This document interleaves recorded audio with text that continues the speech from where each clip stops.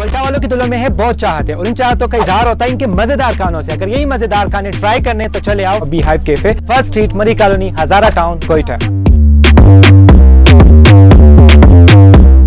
सबसे पहले इनके खूबसूरत और पुरसकून माहौल में ट्राई करो इनकी अफगानी डिश मंतो, जिसके अंदर वेजिटेबल और बीफ को एक पेटी के अंदर बंद करके स्टीम किया जाता है और फिर इसका मेकअप किया जाता है दही, टोमेटो सॉस और मिंट से। लजीज होने के साथ साथ इनकी लुक भी बड़ी कमाल की होती है। कुछ मीठा हो जाए। डेजर्ट्स में इनके ड्राई फ्रूट और फ्रेश फ्रूट से लोडेड काबली माजून ट्राई करो जो आपकी मिठास की क्रेविंग को खत्म कर देगी। आयो तो इनका पिज्जा और शीरियत पे ट्राई करना ना भूलना।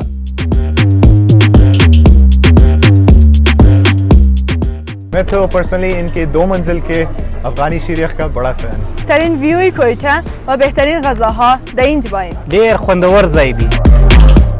एक बात और, ये वीडियो देखकर आपको भूख तो लग रही हो कि सबसे पहले इस वीडियो को लाइक करें और अपने हजारा टाउन के दोस्तों को टैग करें को यहाँ पे आपको विजिट करवाए। साइनिंग आउट, अल्लाह हाफिज।